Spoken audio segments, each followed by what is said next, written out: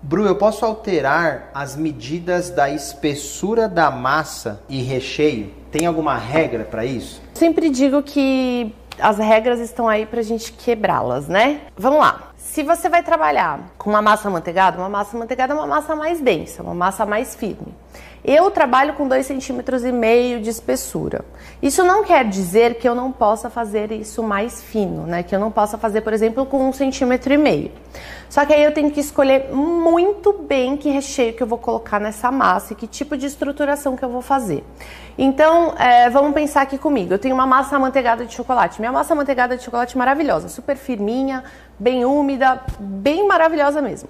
Eu corto ela num disco de 1,5 cm de espessura.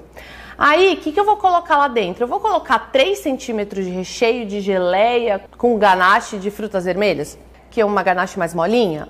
Não vou fazer isso. Ah, posso colocar essa massa com brigadeiro? Né? Um brigadeiro mais firminho, um brigadeiro ao leite, um brigadeiro amargo, alguma coisa assim? Vai ficar maravilhosa, né? E aí a espessura do recheio, ela vai sempre ter mais ou menos aí 1,5 cm, 2 centímetros. Se a massa for de 1,5 cm, o recheio vai ser a mesma espessura da massa. Se a massa for 2,5, o recheio vai ser menor. Porque pensa comigo, quanto maior a espessura da massa, mais pesada ela vai ser. E se ela é mais pesada, mais ela vai achatar o meu recheio.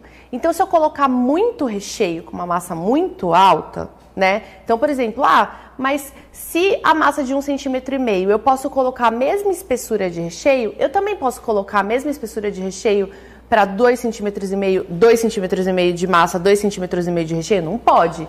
Por quê? A massa amanteigada ela é muito pesada. E aí, a hora que eu começo a fazer isso com um recheio alto demais, ela começa a achatar esse recheio e esse recheio, ó, tudo para fora.